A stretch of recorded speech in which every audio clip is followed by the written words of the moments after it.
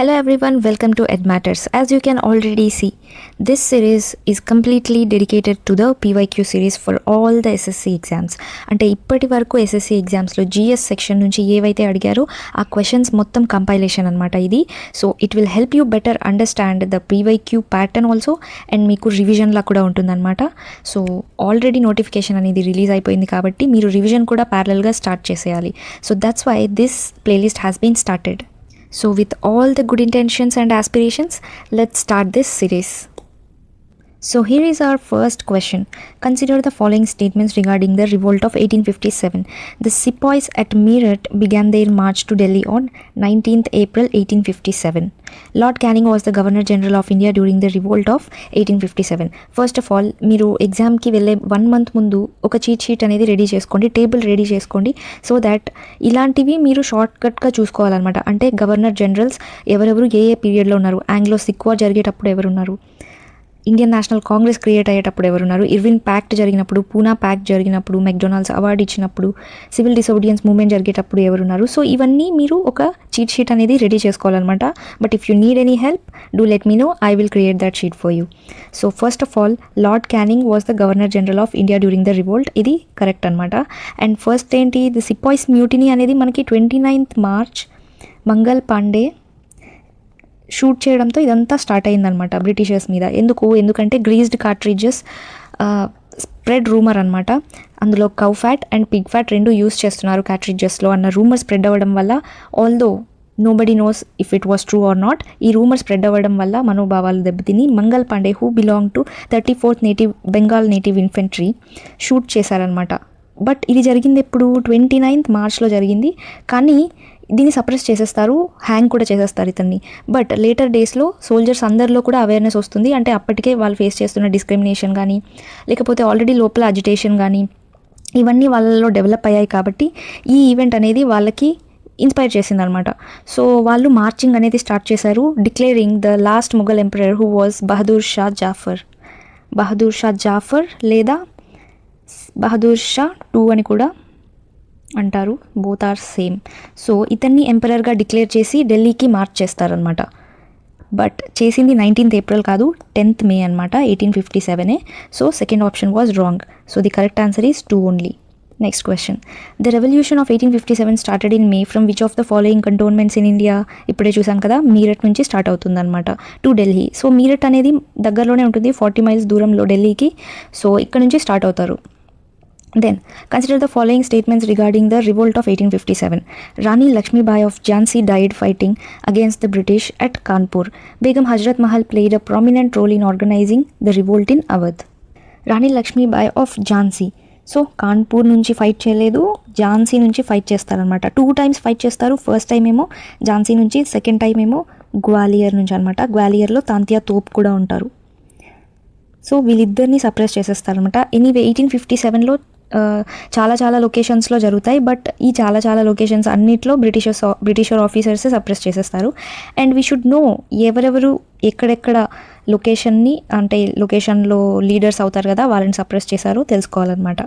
For example, Jhansi and Tantia Tope ఉన్నారు కదా. So ఝాన్సీని సర్ హ్యూ రోస్ ఓడిస్తారు, తాంతియా తోప్ని కూడా సర్ హ్యూ రోసే సప్రెస్ చేస్తారనమాట. అండ్ ఇది అంటే లక్ష్మీబాయి అనమాట, ఇక్కడ లక్ష్మీబాయిని ఝాన్సీలో ఒకసారి ఓడిస్తారు. అండ్ ఇక్కడ కూడా ఝాన్సీ రాణి లక్ష్మీబాయి ఉంటారు. బట్ ఈ లొకేషన్ ఏంటి, గ్వాలియర్ అనమాట, 2 times అనమాట. దెన్ ఇంకెవరున్నారు, ఢిల్లీ నుంచి బహదూర్ షా జాఫర్ని ఎవరు, నికోల్సన్. దెన్ బేగం హజరత్ మహల్ లక్నో నుంచి. అవధ్ ఏదైతే ఉందో అది ఇప్పుడు లక్నో అంటారనమాట. బేగం హజరత్ మహల్. సో ఎవరు సప్రెస్ చేశారు, హెన్రీ హ్యావ్లాక్ ఇంకొకరిని కూడా ఓడిస్తారు, కాన్పూర్ నుంచి లీడర్గా వచ్చిన నానా సాహెబ్ని. So he was also suppressed by Henry Havelock. And Faizabad నుంచి ఎవరు వస్తారు, Maulvi Ahmadullah. So he was suppressed by Colin Campbell. In fact Colin Campbell ఇక్కడ కూడా ఉంటారనమాట. హెన్రీ హ్యావ్లాక్ దగ్గర. అండ్ బరేలీ రీజియన్ నుంచి ఖాన్ బహదూర్ ఖాన్ని కూడా కొలిన్ క్యాంబెల్లే సప్రెస్ చేస్తారు. కొలిన్ క్యాంబెల్ అండ్ ఇంకొకరు హూ ఈజ్ కున్వర్ సింగ్ బీహార్ నుంచి లీడర్షిప్ వహిస్తారనమాట ఈ రివోల్ట్లో. And he was suppressed by William Taylor.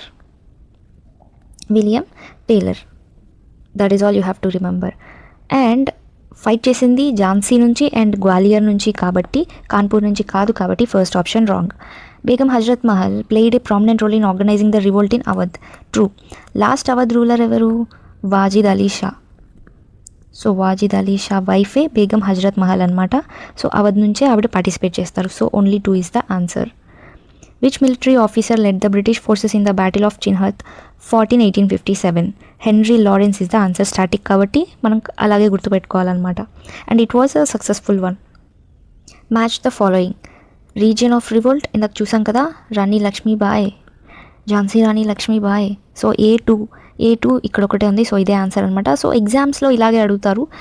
కొంచెం ఈజీగానే ఉంటుంది ఎస్ఎస్సిలో కాబట్టి if you can able to eliminate a single option. But ఇప్పుడు అలా లేదనుకోండి, వెండర్ చేంజ్ అయిన తర్వాత టఫ్ అయింది ప్యాటర్న్ కూడా. And we can expect more questions from current affairs as well. Kunwar Singh Bihar నుంచి అనమాట, B1. Begum Hazrat Mahal Awadh or Lucknow, so C3. And Nana Sahib from Kanpur, T4. So A is the correct option. Nana Sahib, a rebel at Kanpur, was the son of which of the following Peshwas? Evaru? Bajirao II. Let me tell you, or let me give you some additional information. So first, Peshwaslo first Peshwa అంటే మోరుపన్ త్రింపక్ పింగ్లే ఉన్నారనుకోండి. But ఎప్పుడైతే ఈ పేష్వా అనే post hereditary అయ్యిందో అప్పుడు first పేష్వాగా మనం Balaji విశ్వనాథ్ని observe చేస్తామన్నమాట, followed by Bajirao first. So ఈ బాజీరావ్ ఫస్ట్కి 2 కొడుకులు ఉంటారు. ఒకరేమో బాజీరావ్ అండ్ ఇంకొక కొడుకు రఘునాథరావు. ఇతనికి 3 అనమాట, మళ్ళీ 2, మాధవరావు అండ్ నారాయణరావు. మరాఠా వార్స్ చాలా ఇంట్రెస్టింగ్గా ఉంటుంది, ప్లేలిస్ట్లో ఉంది, కావాలంటే చూడండి హిస్టరీ ప్లేలిస్ట్లో. రఘునాథరావుకి బాజీరావు సెకండ్. నెక్స్ట్ థర్డ్ జనరేషన్లో నారాయణరావుకి ఒక సన్ ఉంటాడు, who is known as Sawai Madhavrao or Madhavrao second అనమాట. అంటే ఈ మాధవరావు కంటే 1000 టైమ్స్ ఎక్కువ అని అర్థం అనమాట. సో ఈ బాజీరావు సెకండ్ కొడుకే Nana Saheb, right. Anglo Maratha wars 3 wars అయిపోయిన తర్వాత పేష్వాషిప్ అనే దాన్ని అబాలిష్ చేసేస్తారు బ్రిటిషర్స్. తర్వాత ఈ నానా సాహెబ్ని పెన్షన్ ఇచ్చి పంపించేస్తారనమాట. ఈ పేష్వాషిప్ అనేది అబాలిష్ చేసినప్పుడు ఇతన్ని బిట్టూర్కి పంపిస్తారు, which is in Kanpur, right. So వీళ్ళ ఫాదర్ చనిపోయిన తర్వాత, అంటే బాజీరావు సెకండ్ చనిపోయిన తర్వాత అతనికి ఇచ్చే పెన్షన్ని కూడా ఆపేస్తారనమాట. అండర్ డాక్ట్రిన్ ఆఫ్ ల్యాబ్స్ కింద ఈ పెన్షన్ కూడా తీసేస్తారు, విచ్ అజిటేటెడ్ హిమ్. సో అందుకే ఇతను అజిటేటర్ అయ్యి ఈ కాన్పూర్ నుంచి లీడర్గా మారుతాడనమాట. 1857 రివోల్ట్లో చూస్తాం అది. Assertion and reason. అసర్షన్ ఏంటి? Bahadur Shah second contributed to the revolt of 1857. Yes he did. He was the last Mughal emperor and was deposed and exiled by the British after the revolt. This is also true. Revolt తర్వాత ఎక్కడికి పంపించేస్తారు? బర్మాకి పంపించేస్తారనమాట ఇతన్ని, right. There only he died. And it does relate కదా, మనం relation చూడాలి దీనికి ఇది వర్కౌట్ అవుతుందా అని.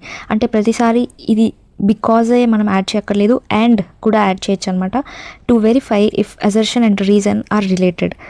Bahadur Shah contributed and he was the last emperor and he was exiled by the British after the revolt. Does it satisfy? Yes. So R is the correct explanation of A. A is the answer also.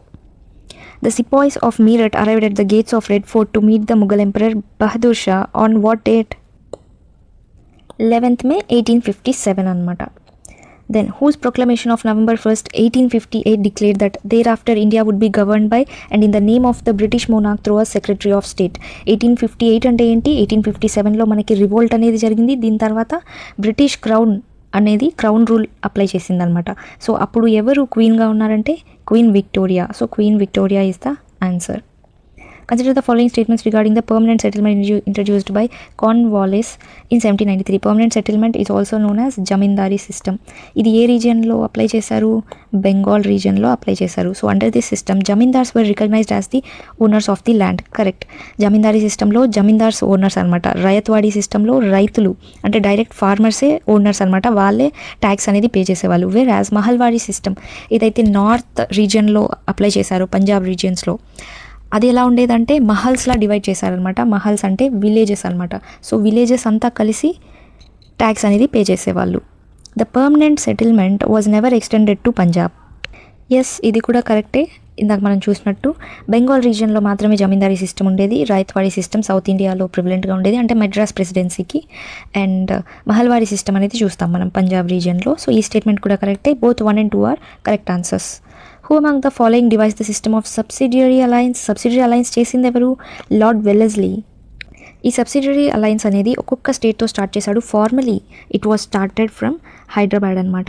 So హైదరాబాద్లో first 1798లో start అవుతుంది. ఆ తర్వాత followed by, మీకు ఒక mnemonic చెప్పాను. ఏం చెప్పాను? HMT steel ఉంది కదా ఆంధ్రప్రదేశ్లో బెస్ట్ అనమాట. So SG. హెచ్ఎంటీ ఆంధ్రప్రదేశ్లో బెస్ట్, ఎస్జీ అనేది నిమోనిక్ అనమాట. సో హెచ్ అంటే హైదరాబాద్, ఎం అంటే మైసూర్, టీ అంటే తంజోర్, ఏ అంటే అవధ్, పి అంటే పేష్వాస్తో బాజీరావు సెకండ్తో చేసుకుంటారు కదా ట్రీటీ ఆఫ్ బత్సీన్ అక్కడ అనమాట. అండ్ ఎస్ అంటే సింధియా, జీ అంటే గైక్వాడ్స్. సో ఇది 1799లో, ఇది కూడా 1799లో. అవత్తో ఎప్పుడు చేసుకుంటారు? 1801లో ఫార్మలీ. అండ్ పేష్వాస్తో ట్రీటీ ఆఫ్ బసిన్ 1802లో, సింధియాస్తో 1803 అండ్ గైక్వాడ్స్తో కూడా 1803. సో ఈ ఆర్డర్ గుర్తుపెట్టుకోండి. ఇలా ఆర్డర్లో రాసుకుంటే మీకు ఈజీగా గుర్తుంటుంది అనమాట. ఇయర్స్ కూడా దగ్గర ఉన్నాయి కాబట్టి. So it was introduced by Lord Wellesley.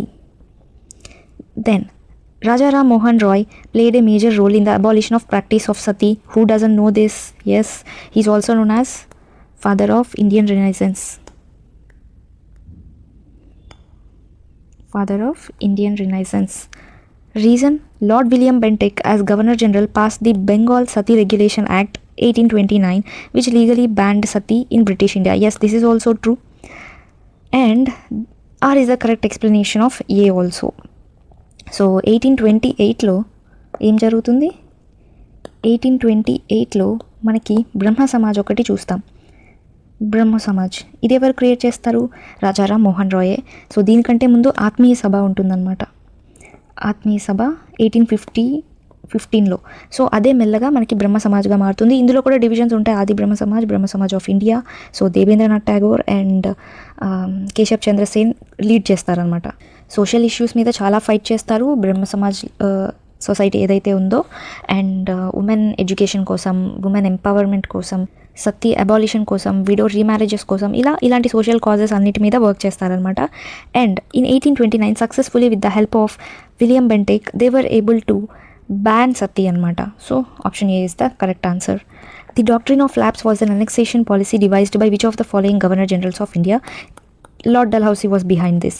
So 1848లో ఇది స్టార్ట్ చేస్తారనమాట. డాక్ట్రిన్ ఆఫ్ ల్యాప్స్ అంటే ఏం లేదు, this is a policy that was invented by Lord Dalhousie. ఇది ఒక కన్నింగ్ ప్లాన్ అనమాట మన ఇండియన్ స్టేట్స్ని అనెక్స్ చేసుకోవడానికి, అంటే బ్రిటిష్ ఇండియాలో కలుపుకోవడానికి అనమాట. కొన్ని ప్రిన్స్లీ స్టేట్స్ కూడా ఉంటాయి అండ్ ఇంకొన్ని బ్రిటిష్ వాళ్ళ అండర్లోనే ప్రొవిన్సెస్గా ఉంటాయి అనమాట. వీళ్ళ ఐడియా ఏంటంటే ఒక కొత్త ప్లాన్ ఇన్వెంట్ చేశారు. వేర్ ఎవరైతే కింగ్ అంటే ప్రిన్స్ అన్సౌండ్ మైండ్తో ఉంటారో దేవర్ ఇన్ఎలిజిబుల్ అనమాట. సో అలాంటి కండిషన్స్లో వాళ్ళ స్టేట్ ఏదైతే ఉందో that will be annexed with the British India అని చెప్తాడనమాట డల్హౌసీ. సో ఝాన్సీ మీద కూడా అటాక్ చేయడానికి this is one of the reason అనమాట. ఎందుకంటే పిల్లలు ఉన్నారనమాట. సో ఝాన్సీ లక్ష్మీబాయి ఏం చేస్తారు? అడాప్ట్ చేసుకుంటారు దామోదర్ అనే ఒక సన్ని. బట్ స్టిల్ వార్ అనేది డిక్లేర్ చేస్తారు. బట్ ఎనీవే సప్రెస్ కూడా అయిపోతుంది. She fought bravely and died anyways. The Daroga system in 1792 was introduced by whom among the following governor generals in India? Lord Cornwallis అనమాట. Lord Cornwallis చాలా important things అన్నీ చేస్తారు. For example this డరోగా system అంటే police system అనమాట ఇది. So ఇది and Indian civil services examination, so ఇలాంటి important contributions ఉన్నాయి లార్డ్ కార్న్వాలిస్వి, రైట్. అండ్ ఇది ఎప్పుడు చేస్తారు? 1792 ఇయర్ గుర్తుపెట్టుకోండి. 1792లో దరోగా సిస్టమ్ అనేది ఇంట్రడ్యూస్ చేస్తారు. 1793లో ఏం చేస్తారు? Cornwallis permanent settlement or zamindari system అంటారు దీన్ని. Who is called the father of local self government in India? Lord Ripon అనమాట. లోకల్ సెల్ఫ్ గవర్నమెంట్కి ఇతను చాలా కాంట్రిబ్యూట్ చేశాడనమాట. That's why he was called the father of local self government. ఎందుకంటే Ripon local బాడీస్ని setup చేస్తాడనమాట. And these local bodies were allowed to collect tax collect చేసుకోవచ్చు, వాళ్ళే డెవలప్మెంట్ చేసుకోవచ్చు on sanitation, education etcetera. And funds కూడా collect చేయొచ్చు అనమాట for this development. And అతను ఆటోక్రటిక్ రూల్ బై బ్రిటిష్ నుంచి తప్పించుకొని ఇండియన్ గవర్నమెంట్ ఉంటే డెవలప్మెంట్ ఉండేది అని బిలీవ్ చేశారనమాట. దట్స్ వై రోడ్స్ వేయడానికి వీటన్నిటికీ ఈ లోకల్ బాడీస్ అనేవి అపాయింట్ చేశాడు. So he was called the father of local self government. He was also famous for something else. ఏంటది? He repealed vernacular press act. Vernacular press act actually ఎవరు పెట్టారు? This was actually enacted by Lord Lytton. So ఇతని టైంలో పెట్టుంటారనమాట. And this was repealed by Lord Ripon. So this act is also called as gagging act. ఇందులో ఏం చేశారంటే, vernacular అంటే local languages news papers ఏవైతే ఉన్నాయో పబ్లిష్ చేసే కంటే ముందే బ్రిటిషర్స్ పర్మిషన్ తీసుకోవాలన్నమాట. సో దట్ వాళ్ళు చెక్ చేసుకుంటారనమాట వీళ్ళకి అగెయిన్స్ట్గా ఏమైనా రాస్తున్నారా, నేషనలిజంని పెంచుతున్నారా, నేషనలిజం బిలీఫ్స్ని పెంచుతున్నారా వాళ్ళ న్యూస్ పేపర్స్లో అని చెక్ చేసుకోవడానికి ఇలాంటి వల్నరబుల్ వెర్నాక్యులర్ ప్రెస్ యాక్ట్స్ లాంటివి క్రియేట్ చేశారు. So this was repealed by Ripon promoting press freedom. So దానికి కూడా he's famous. Which of the following Governor Generals of British India was in favor of free press and repealed the press regulations of 1823? ఇందాకే మాట్లాడుకున్నాం కదా, lord Ripon is the answer. Consider the following statements. Lord Dalhousie is regarded as the father of Indian railways. The first railway line in India was opened in 1853 between Bombay and Thane, covering 21 miles, that is 34 kilometers. The first railway line in South India was opened in 1856. ఈ మూడు statements కూడా కరెక్టే. Lord డల్హౌసీనే father of Indian railways అని అంటారనమాట. Because ఇతని పీరియడ్లోనే ఈ railways అనేవి స్టార్ట్ చేశారు. ఫస్ట్ రైల్వే ఇండియాలో 1853లో స్టార్ట్ చేశారు, from Bombay to Thane 34 kilometers అనమాట. అండ్ సౌత్లో చూస్తే 1856లో ఆఫ్టర్ 3 years స్టార్ట్ అవుతుంది. So 1, 2, 3 are correct answers. In the context of British rule in India, who among the following Governor Generals created a professional cadre of company servants, making provisions for them for generous salaries? So ఇది కూడా lord Cornwallis అనమాట. Remember, lord Cornwallis చాలా మంచి పనులలో మనకి తెలుసు అనమాట. అంటే మన హిస్టరీలో చూసుకుంటే ఫర్ ఎగ్జాంపుల్ దరోగా సిస్టమ్ మంచి సిస్టమ్ కదా, and Indian civil services right, except zamindari system. So అది పక్కన పెడితే మంచి అంటే డీసెంట్ శాలరీస్ అనమాట. ఇంతకుముందు చాలా తక్కువ శాలరీస్ పే చేసేవాళ్ళు, దానివల్ల కరప్షన్ పెరగడం ఇవన్నీ చూస్తారు. ప్రైవేట్ ట్రేడింగ్కి వెళ్ళడం, వాటిని అరికట్టడానికి, ఎరాడికేట్ చేయడానికి లార్డ్ కార్న్వాలిస్ జనరస్ శాలరీస్ని ప్రొవిజన్స్ తీసుకొస్తారనమాట. So answer is Lord Cornwallis. Consider the following statements about the Victoria Memorial Hall in Kolkata. Lord Curzon entrusted William Emerson as its architect. The foundation stone was laid by the Prince of Wales in 1906. It was completed and opened to the public in 1921. It was built to commemorate Queen Victoria's reign in India. So ఇవి కూడా 4 statements కరెక్టే. Lord కర్జనే అనమాట entrusted William Emerson as its architect, and foundation stone Prince of Wales వేస్తారనమాట. It was completed and opened to public in 1921. It was built to commemorate Queen Victoria's reign also. So 1, 2, 3, 4 is the answer. Next question. Who among the following was the Viceroy of British India when the Shimla Conference was held in 1945? 1945 మనకి ఒకవేళ మీరు చదవకపోయినా మీకు events తెలుసున్నా you can answer this అనమాట. Lord Wavell is the answer. Wavell plan తీసుకొస్తారు. Wavell plan దేనికి తీసుకొస్తారు? To eliminate or to break the deadlock between Indian National Congress and Muslim League. దానికోసం ఇది తీసుకొస్తారనమాట. అండ్ ఇది ప్రపోజ్ చేయాలి కదా, దానికోసం ఈ కాన్ఫరెన్స్ కండక్ట్ చేస్తారు, which is famously known as Shimla conference. షిమ్లాలో జరుగుతుంది కాబట్టి Shimla conference. Do not get confused with Shimla deputation, that is different. So వీళ్ళిద్దరి మధ్య అంటే ఒక అగ్రిమెంట్కి రాలేకపోతున్నారు కదా, సపరేట్ నేషన్ అడుగుతున్నారు ముస్లిం లీగ్ ఏమో, అండ్ ఐఎన్సీ యునైటెడ్ ఇండియా ఉండాలని అనుకుంటున్నారు కాబట్టి అగ్రిమెంట్ కుదరట్లేదు. So Wavell wanted to break the deadlock. So ఇందులో ఇతను ప్రపోజ్ చేసింది ఏంటంటే equal representation of Hindus and Muslims. So strength ఎంతున్నా ఈక్వల్ రిప్రజెంటేషన్ అనేది ప్రపోజ్ చేశాడనమాట. And along with this first మనకి ఎగ్జిక్యూటివ్ కౌన్సిల్లో ఓన్లీ బ్రిటిషర్స్ ఉండేవాళ్ళు అండ్ రాను చేంజెస్ చూసాం. 1909లో ఒక్క ఇండియన్ని యాడ్ చేసుకున్నారు and Satyendra Prasad Sinha became the first law member in the executive council. So అలా మెల్లగా నంబర్ అనేది ఇంక్రీజ్ చేశారు. సో వెవెల్ ప్రపోజ్ చేసింది ఏంటంటే and all Indian executive council, అంటే ఇప్పుడు అందరూ ఇండియన్సే ఉంటారనమాట ఎగ్జిక్యూటివ్ కౌన్సిల్లో, ఎక్సెప్ట్ ఉంటాయి కదా ఇలాంటి exceptions, except governor general and commander in chief, వీళ్ళిద్దరు తప్ప.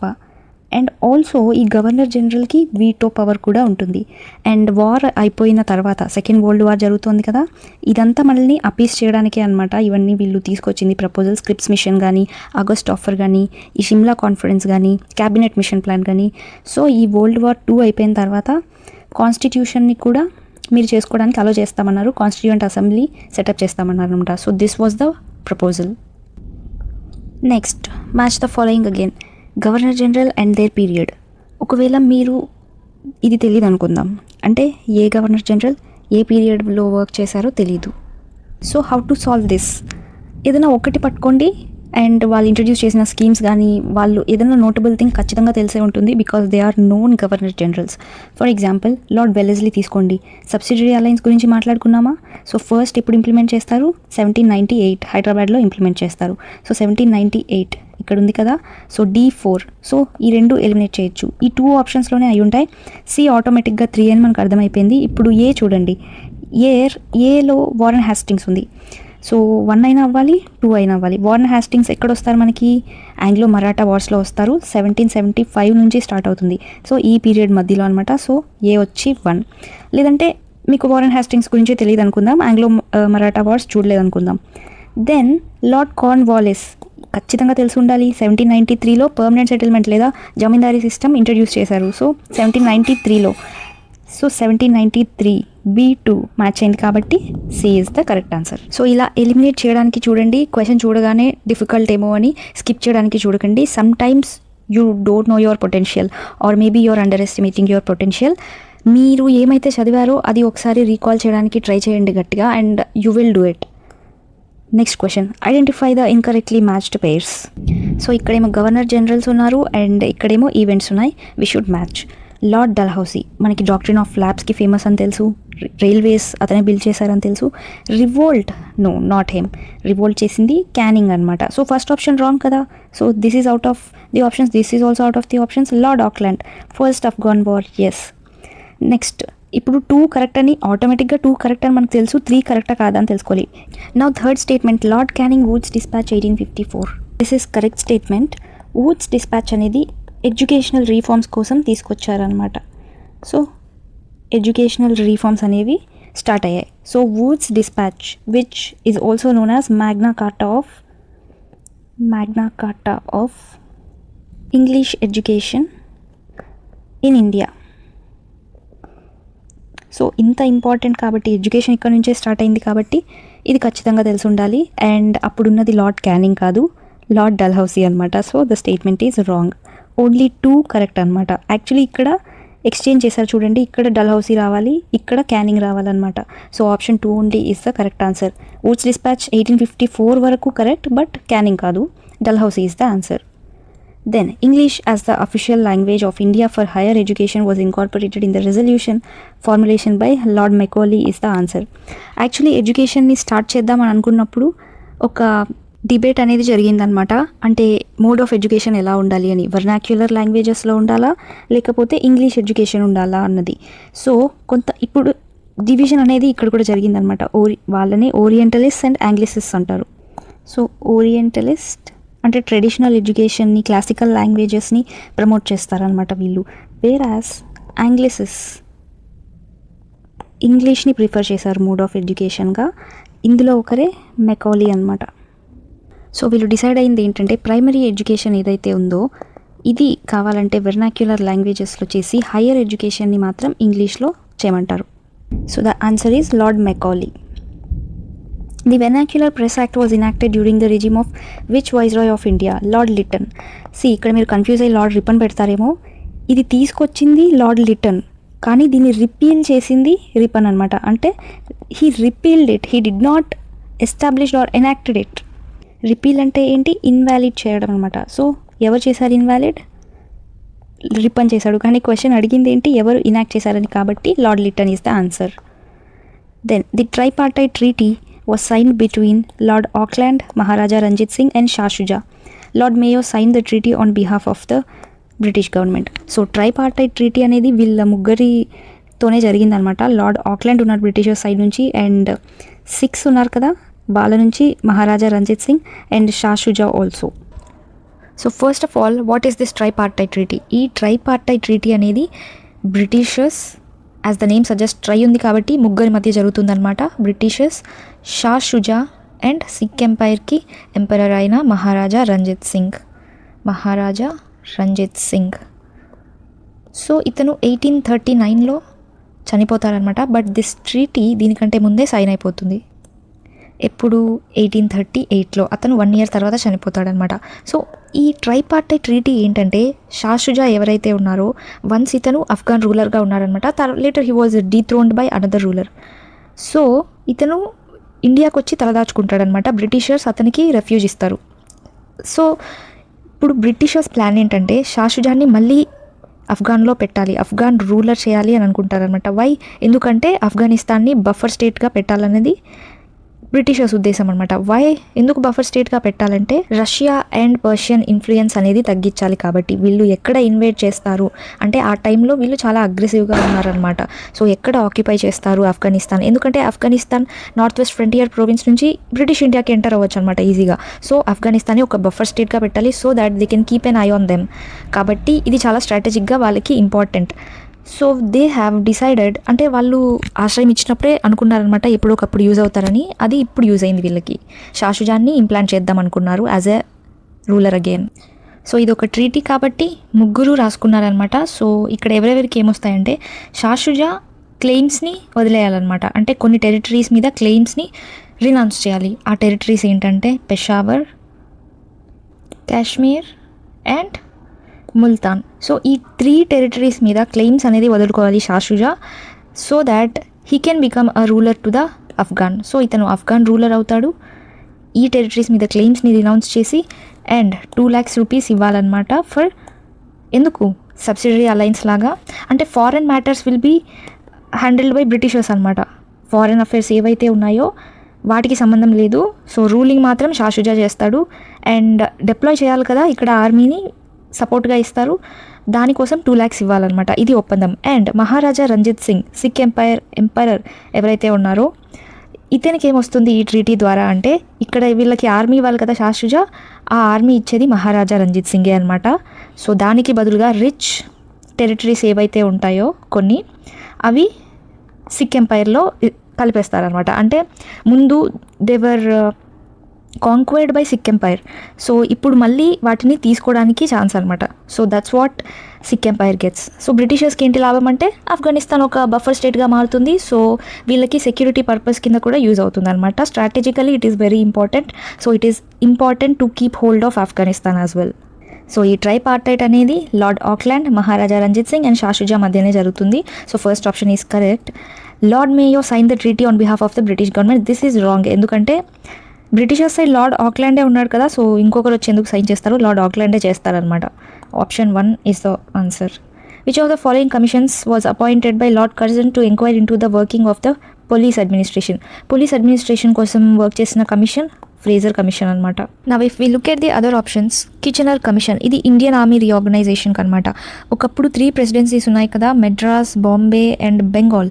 సో ఈ 3 ప్రొవిన్సెస్కి, 3 ప్రెసిడెన్సీస్కి 3 డిఫరెంట్ ఆర్మీస్ ఉండేవన్నమాట. సో వీటన్నిటిని కంబైన్ చేసి కన్ఫ్యూజన్ లేకుండా ఒక యునైట్ చేద్దామని అనుకున్నారు. అండ్ ఈ ఇంప్లిమెంటేషనే కిచెనర్ కమిషన్ నుంచి వస్తుందన్నమాట. It was chaired by lord కిచెనర్, కాబట్టి దీన్ని కిచెనర్ కమిషన్ అన్నారు. ప్రతి కమిషన్కి ఎవరైతే చైర్మన్ ఉంటారో వాళ్ళ పేరే వస్తుందన్నమాట. సో దీన్ని లోకల్ ఫ్రంటియర్స్ని కూడా యూస్ చేసుకొని కంటింజెన్సీస్ అనేవి చేస్తాడనమాట. సో ఈ యూనిఫికేషన్ అనేది ఇండియన్ ఆర్మీ ఫార్మేషన్కి, బ్రిటిష్ ఇండియన్ ఆర్మీ ఫార్మేషన్కి లీడ్ చేస్తుంది. సో కిచెనర్ ఆర్మీ అంటే యూనిఫికేషన్ ఆఫ్ ఇండియన్ ఆర్మీ లేదా రీఆర్గనైజేషన్ ఆఫ్ ఆర్మీ అని గుర్తుపెట్టుకోండి. సో హంటర్ కమిషన్ గురించి మాట్లాడుకున్నామంటే మనకి 2 డిఫరెంట్ ఈవెంట్స్ గుర్తు రావాలి. అంటే రెండిటికి సేమ్ పేరు ఇచ్చారనమాట. ఒకటేమో ఎడ్యుకేషన్ కమిషన్, ఇంకొకటి జలియన్వాలా బాగ్ మ్యాసకర్ జరిగింది కదా, సో దాని తర్వాత ఈ కమిషన్ అనేది సెటప్ చేశారనమాట. అతని పేరు హంటర్ కాబట్టి, విలియం హంటర్ కాబట్టి హంటర్ కమిషన్ అయింది.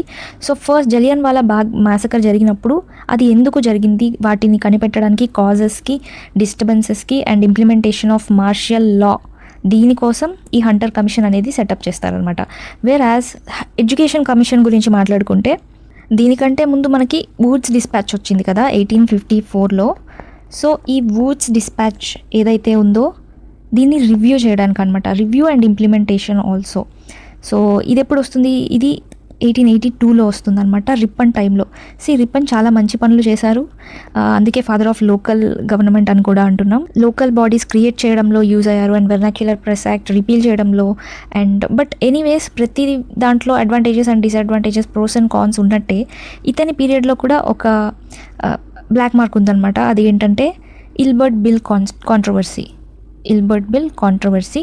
సో ఇది యాక్చువల్లీ ఇల్బర్ట్ అని ఎందుకు అన్నారంటే దీన్ని ఫార్ములేట్ చేసింది ఇల్బర్ట్. ఇది ఎందుకు వచ్చిందంటే యూరోపియన్స్ని కూడా ఇండియన్స్ ట్రైల్ చేయొచ్చు అని. కోర్ట్స్లో ఇప్పటి వరకు మనకి మోస్ట్లీ యూరోపియన్సే ఉన్నారనమాట. యూరోపియన్సే ట్రయల్ చేసేవారు కోర్ట్స్లో. సో ఈ ఇల్బర్ట్ బిల్ వచ్చిన తర్వాత according to this Indian judges ఎవరైతే ఉంటారో వాళ్ళు కూడా యూరోపియన్స్ ట్రయల్ ప్రొసీడ్ చేయొచ్చు అని వీళ్ళు చెప్పారనమాట. ఎవరు చెప్పారు? ఇల్బర్ట్ చెప్పారు. బట్ యూరోపియన్స్కి అది నచ్చలేదన్నమాట. సో వాళ్ళు చాలా ప్రొటెస్ట్ చేశారు అండ్ అజిటేషన్ చూపించారు. అక్కడ మనకి డిస్క్రిమినేషన్ అనేది అర్థమైందనమాట. సో ఇదంతా జరిగింది 1883లో, ఇల్బర్ట్ బిల్ వచ్చింది అప్పుడే అనమాట. సో దీని తర్వాత వాళ్ళ డిస్క్రిమినేషన్ అంటే యాక్సెప్ట్ చేయలేకపోతున్నారు కదా. So they're intolerant towards this. So nationalism అనేది కూడా బాగా అప్పుడు పెరుగుతోంది కాబట్టి 1885లో ఇండియన్ నేషనల్ కాంగ్రెస్ అనేది ఫామ్ అవుతుందన్నమాట after those events. Next McDonald commission అనేది ఫెమైన్స్ రిలేటెడ్ అనమాట. మనకి చాలాసార్లు ఫెమైన్స్ వస్తాయి. సో ఇవి ఎలా జరిగాయి, వీటికి అంటే ఫెమైన్ కోడ్ కోసం ఎట్సెట్రా వాటి కోసం అనమాట మెక్డొనాల్డ్ కమిషన్ అనేది వచ్చింది. Who among the following has been accused of committing the judicial murder of Raja Nand Kumar? So who is Raja Nand Kumar?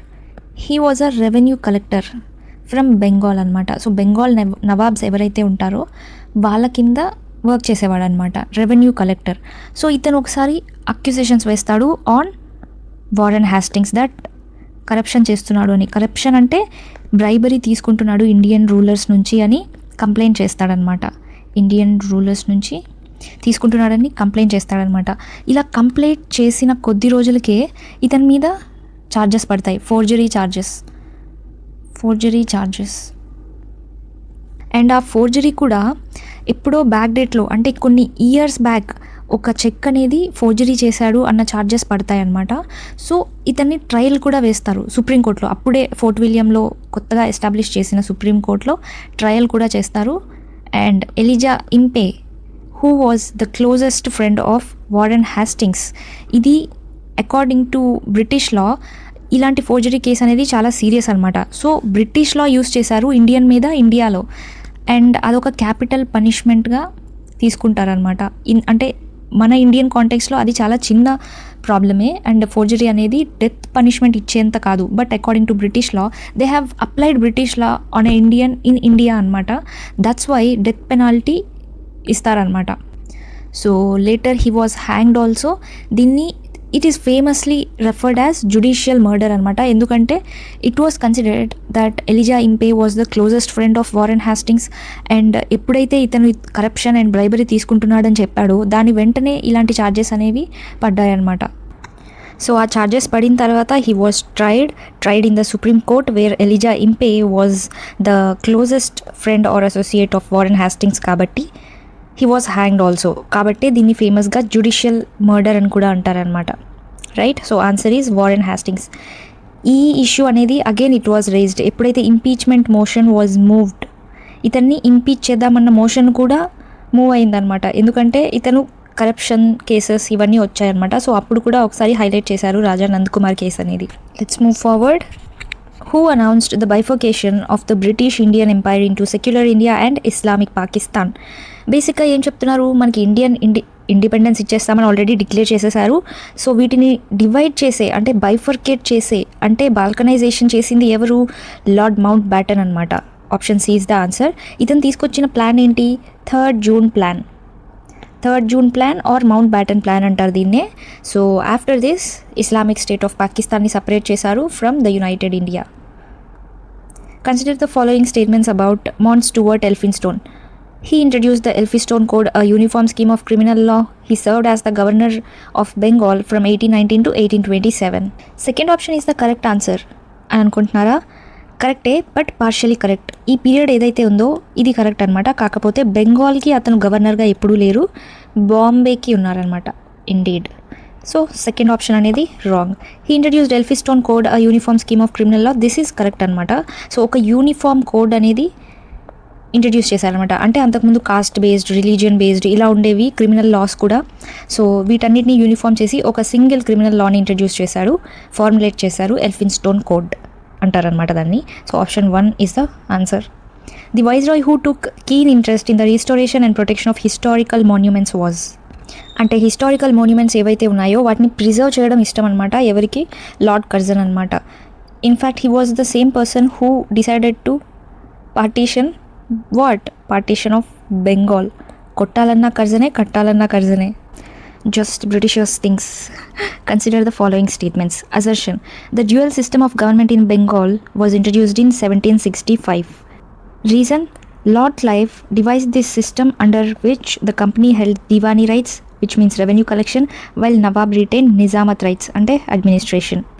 1765 అంటే ఏం గుర్తు రావాలి? Treaty of Allahabad. Important treaty of Allahabad ఎప్పుడు జరుగుతుంది? బ్యాటిల్ ఆఫ్ బక్సర్ తర్వాత జరుగుతుంది. బ్యాటిల్ ఆఫ్ బక్సర్ 1764లో జరుగుతుంది, after battle of Plassey. So battle of Plassey ఎప్పుడు జరుగుతుంది? 1757లో జరుగుతుంది. ఇక్కడ ఏం జరుగుతుంది? సిరాజుద్దౌలా ఎవరైతే బెంగాల్ నవాబ్ ఉన్నారో అతన్ని డీథ్రోన్ చేసేస్తారు ఒక స్ట్రాటజీ ఉపయోగించి. అంటే ఆర్మీ పవర్ని యూస్ చేశారు, బట్ ఒక స్ట్రాటజీతో. ఎందుకంటే తన కోర్టులో అందరూ ఆపోజిట్ ఫ్యాక్షన్లోనే ఉంటారనమాట సిరాజుద్దౌలాకి. సో ఇట్ బికేమ్ ఈజీ అనమాట ఫర్ రాబర్ట్ క్లైవ్. సో అలా అతన్ని ఓడించి అలాగే చంపించేశారు. దాని తర్వాత Mir Qasim, who was the former commander in chief of the Bengal, అతన్ని పెట్టారు. బట్ అతను కూడా యూజ్లెస్ అని అర్థమై అతన్ని కూడా మార్చి మీర్ కాసింని పెట్టారు. మీర్ కాసిం సైలెంట్గా ఉన్నాడా అంటే నో, క్వశ్చన్స్ వేయడం స్టార్ట్ చేశాడనమాట. బెంగాల్ ఎకానమీకి దెబ్బతింటుంది, ఫ్రీ దస్తక్స్ని మిస్యూజ్ చేస్తున్నారు బ్రిటిషర్స్, ప్రైవేట్ ట్రేడింగ్ చేస్తున్నారు, ఇవన్నీ బయటకి అడగడం స్టార్ట్ చేశాడనమాట. సో బ్రిటిషర్స్ ఇతను కూడా మనకి యూజ్ లేదని అనుకుంటారు. సో అతను సైలెంట్గా ఉన్నాడా అంటే ఉండకుండా ఫైట్ చేస్తాడనమాట. అండ్ ఎవరెవరితో కలిసి ఫైట్ చేస్తాడు? ఫస్ట్ సింగిల్గా ఫైట్ చేస్తాడు, ఓడిపోతాడు. ఆ తర్వాత ఈసారి అలయన్స్ కుదుర్చుకొని వెళ్తే బెటర్ అని ఫీల్ అయ్యి మొఘల్ ఎంపరర్తో అండ్ ఆల్సో అవధ్ నవాబ్, వీళ్ళ ముగ్గురు కలిసి ఒక అలయన్స్గా ఫామ్ అయ్యి బ్యాటిల్ ఆఫ్ బక్సర్ జరుగుతుంది. దీన్ని కూడా సక్సెస్ఫుల్గా సప్రెస్ చేసేస్తారు బ్రిటిషర్స్. దాని తర్వాత ఈ ట్రీటీ ఆఫ్ అలహాబాద్ అనేది సైన్ చేసుకుంటారనమాట. సో వీళ్ళ ముగ్గురు మధ్యన జరిగిన ఈ ట్రీటీ చాలా ఇంపార్టెంట్. ఎందుకంటే దీని తర్వాతే మనం హిస్టరీలో చాలా చేంజెస్ చూస్తాం. అంటే మెల్లమెల్లగా టెరిటరీస్ అనేవి బ్రిటిష్ ఇండియాలోకి ఎలా వెళ్ళాయో ఇవన్నీ స్టార్ట్ అవుతాయి అనమాట. Anyway, if you are interested to know more about this treaty and battle of Plassey, battle of Buxar etcetera, history ప్లేలిస్ట్లో ఉంటాయి videos, you can watch it. So ఏం జరుగుతుంది? డ్యూయల్ సిస్టమ్ అనేది క్రియేట్ అవుతుంది. ఇది కరెక్టే, ఎందుకంటే ఇందులో Diwani rights and Nizamat rights అనేవి వాళ్ళు క్రియేట్ చేస్తారనమాట. వేర్ దివాన్ రైట్స్ అంటే రెవెన్యూ కలెక్షన్ రైట్స్ బ్రిటిషర్స్కి వెళ్ళిపోతాయి. ఎవరిస్తారు? షా ఆలం II ఇస్తాడు. ఎందుకంటే షా ఆలం IIవే అప్పుడు మొఘల్ ఎంపరర్. సో అప్పటి నుంచి రెవెన్యూ కలెక్షన్ రైట్స్ అనేవి బ్రిటిషర్స్కి వెళ్ళిపోతాయి అనమాట. బెంగాల్, ఒరిస్సా అండ్ బీహార్, ఈ 3 రీజియన్స్లో రెవెన్యూ కలెక్షన్ రైట్స్ అనేవి తీసుకుంటారు Britishers.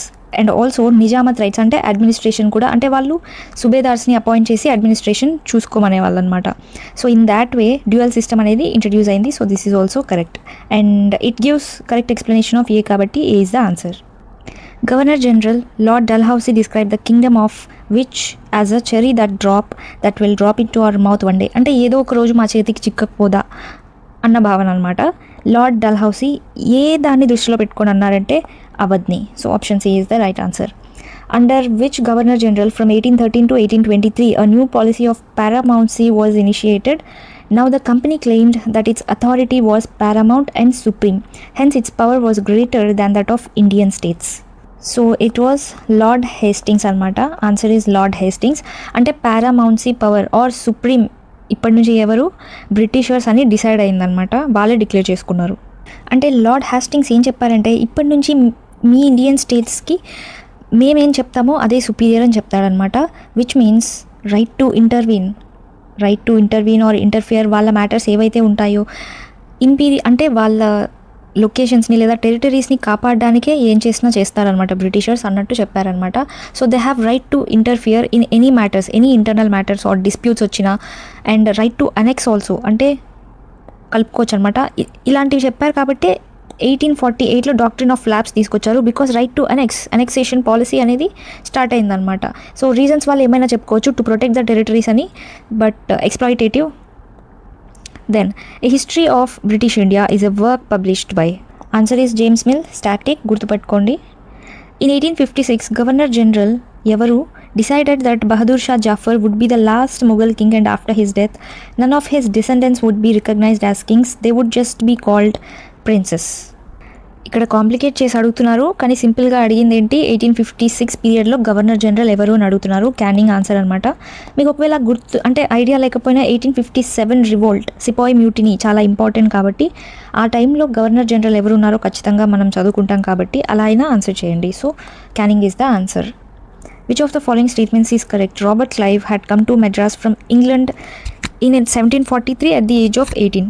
Second, after the Battle of Buxar, the East India Company appointed residents in Indian states. Yes, battle of Buxar తర్వాత ప్రతి ఇండియన్ స్టేట్లో ఒక్కొక్క రెసిడెన్స్ని వదిలేస్తూ వెళ్ళారనమాట. అంటే ప్రతి వార్స్ జరిగిన తర్వాత ఆంగ్లో 6 వార్స్ జరిగాయి, ఆంగ్లో ఆఫ్ఘాన్ వార్స్ జరిగాయి, ఆంగ్లో మైసూర్ వార్స్ జరిగాయి, రైట్. సో ఇవన్నీ జరిగినప్పుడు అంటే అక్కడ ఏం జరుగుతుందో ఇంటర్నల్గా మనకి తెలియాలి కదా, అందుకోసం అనమాట. మనకు కాదు, బ్రిటిషర్స్కి తెలియాలి కాబట్టి ఆ ఇన్ఫర్మేషన్ కమ్యూనికేట్ చేయాలి కాబట్టి ఒక్కొక్క రెసిడెన్స్ని వదిలేసి వెళ్తారనమాట. అండ్ ఎస్, ఇది కూడా కరెక్టే. Robert Clive had come to Madras from England in 1743. 18 years ఉన్నప్పుడు వస్తాడనమాట. Both 1 and 2 are correct answers. Which of the following British officers issued the infamous crawling order whereby Indians had to crawl on all fours to pass an alley? ఇలాంటి atrocities అన్ని conduct చేసేది general డయరే అనమాట. So general Reginald Dyer, who was he? ఇతనే అనమాట shootout orders ఇచ్చింది. జలియాన్ వాలా బాగ్ మాసకర్ అనేది జరిగిందే ఇతని వల్ల అనమాట. So he was the same person. దాని తర్వాత డిస్టర్బెన్సెస్ అవుతున్నాయని పంజాబ్లో మార్షల్ లా కూడా ఇంప్లిమెంట్ చేస్తారు. అండ్ ఈ మార్షల్ లా టైంలోనే స్ట్రిక్ట్ రూల్స్ ఉంటాయన్నమాట.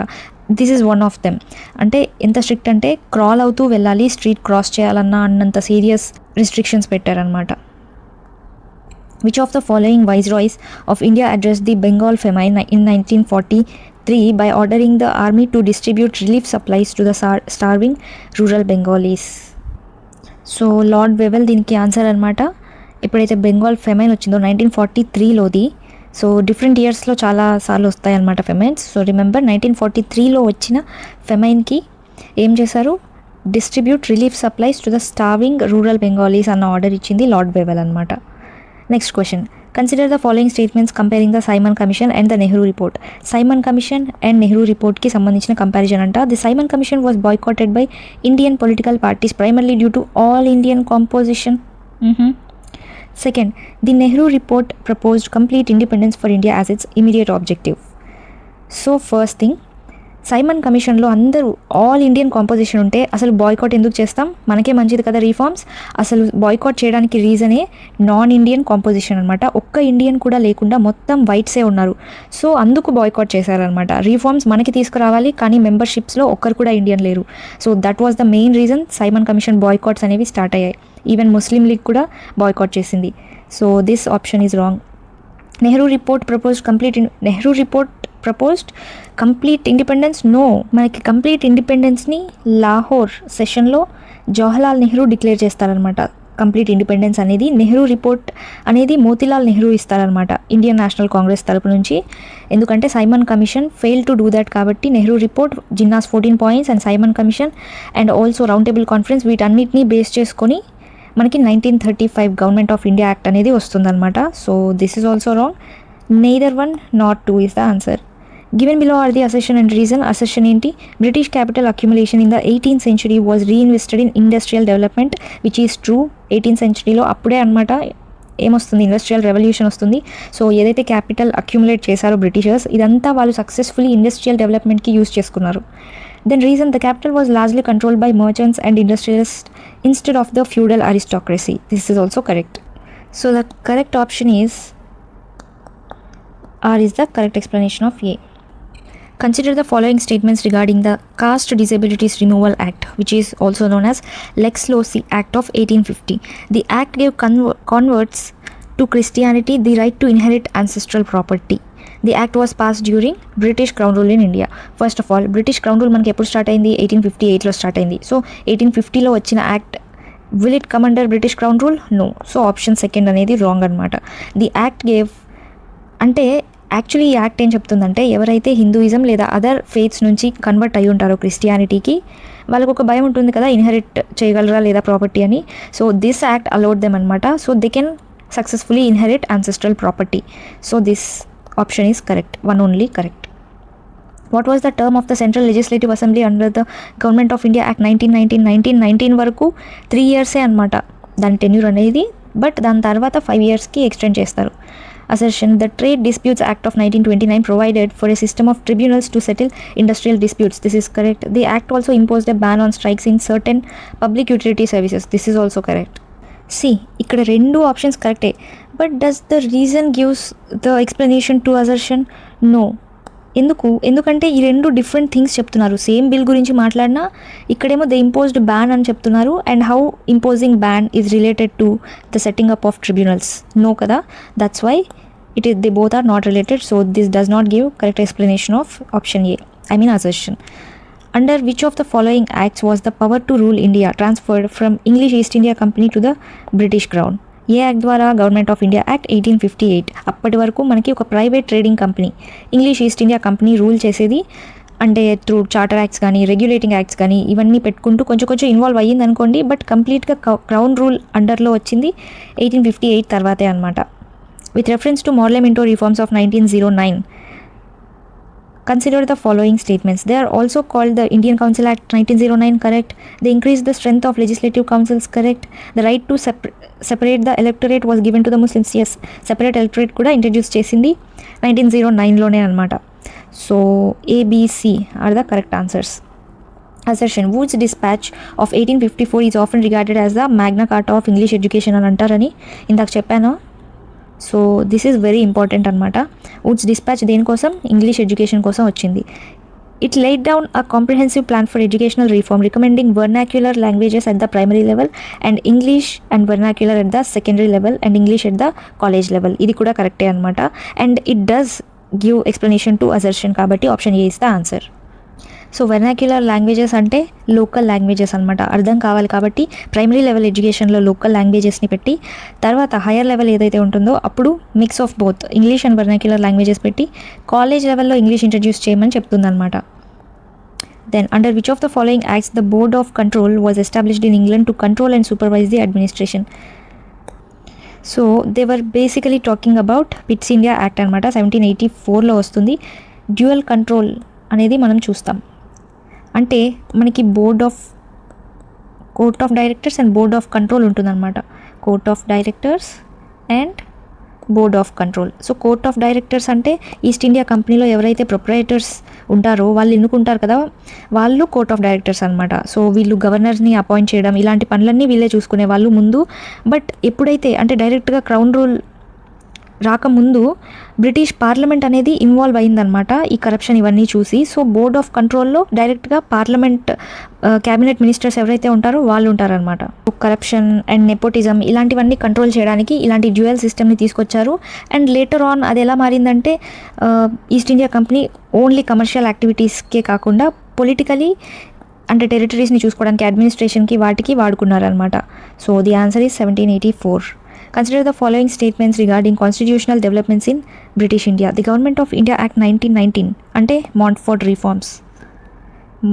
మాంట్ఫోర్డ్ రిఫార్మ్స్ని ఏమంటారు? మాంటెగ్యూ అండ్ కెల్మ్స్ఫోర్డ్ రిఫార్మ్స్ అని కూడా అంటారు. Introduce the system of diarchy in provinces.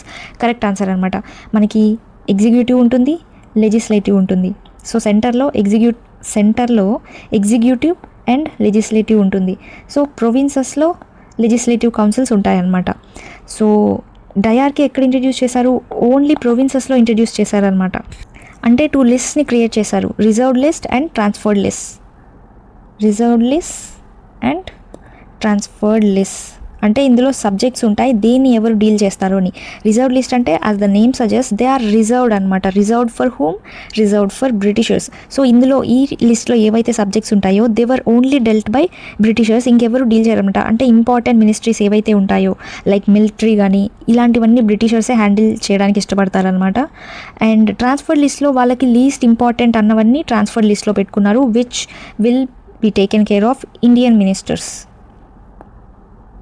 Ministers కూడా ఉంటారనమాట. So this is what they have dead. Legislative అంటే ప్రొవిన్సెస్లో మాత్రమే డయార్కీ అనేది ఇంట్రడ్యూస్ చేస్తారు. బట్ ఎనీవే తర్వాత అంటే గవర్నమెంట్ ఆఫ్ ఇండియా యాక్ట్ 1935 ఎప్పుడైతే వస్తుందో ఈ యాక్ట్ ఇందులో అబాలిష్ చేస్తారనమాట. డయార్కీ అనేది ప్రొవిన్సెస్లో అబాలిష్ చేస్తారు అండ్ ప్రొవిన్షియల్ అటానమీ అనేది డిక్లేర్ చేస్తారనమాట. Option 1 is correct. Second option ఏంటి? The Indian councils act 1909. ఇదేంటి? ఇది Morley Minto reforms, introduce separate electorate for Hindus. అవునా, నిజమా? ఇందాకే చూసాం కదా, ఇది ముస్లిమ్స్కి ఇస్తారు, హిందూస్కి ఇవ్వరు సపరేట్ ఎలక్టరేట్ అనేది. సో ఇది రాంగ్ అనమాట. 2ని కానీ మనం తీసేస్తే the only option that is right is option C. So ఇలా కూడా ఎలిమినేట్ చేయడానికి ట్రై చేయండి ఎగ్జామ్స్లో, ఒకవేళ ఆప్షన్స్ ఇలా ఈజీగా వస్తే. థర్డ్ ఆప్షన్ ఏంటి? The government of India act 1935 introduced provincial autonomy by ending dyarchy. ఇందాక చెప్పాను కదా, ప్రొవిన్షియల్ అంటే డయార్కీని ఇంట్రడ్యూస్ చేసింది 1919లో అండ్ దీన్ని ఎండ్ చేసింది 1935లో. Next question, match the following. ఇది కొంచెం గజిబిజిగా ఉంది, అడ్జస్ట్ అవ్వండి. So Robert Clive, Warren Hastings, James Rennell, lord Dalhousie. So దేనికి ఎవరు మ్యాచ్ అవుతారో చూడాలి మనం. So let's see one by one. ఏదైనా మనకి తెలిసిందేమో ఫస్ట్ చూడాలి ఎగ్జామ్లో ఎప్పుడైనా. ఆప్షన్స్ ఫస్ట్ చూసుకోండి. C serve twice as governor of Bengal and led the battle of Plassey. So battle of ప్లాసీని ఎవరు గవర్నర్ జనరల్గా ఉన్నప్పుడు జరిగింది? రాబర్ట్ క్లైవే కదా. సో ఏకి 2 అనమాట. ఏకి 2 ఒకే ఒకటి ఉంది. సో ఇదే మన ఆన్సర్ అనమాట. సో వారెన్ హాస్టింగ్స్ ఏం చేశారు? Governor general credited with administrative and judicial reforms తీసుకొచ్చారనమాట వారెన్ హాస్టింగ్స్. అండ్ కరప్షన్ కూడా చేశారు. సో సి జేమ్స్ రెనెల్ వచ్చి first surveyor general of Bengal, prepared Bengal atlas కూడా అతనే ప్రిపేర్ చేశాడనమాట. దెన్ లార్డ్ డల్హౌసీ అంటే మనకి అనెక్సేషన్ పాలసీ చాలా ఫేమస్ కదా, doctrine of lapse, Satara, Jaipur ఇలా అనెక్స్ చేస్తూ వచ్చాడనమాట ఇతను. So governor general associated with major reforms and expansion policies, ఇది చేసింది lord Dalhousie. And that's all guys, let me tell you, we have finished 50 questions. So modern హిస్టరీలో మనం 50 questions కంప్లీట్ చేసాం. So ఇలా డే బై డే మనం geography, polity, economics ఇవన్నీ తీసుకొని కొన్ని కంప్లీట్ చేసి ఎగ్జామ్ అయ్యే లోపు PYQs మొత్తం కంప్లీట్ చేసేద్దాం ఈ సిరీస్లో.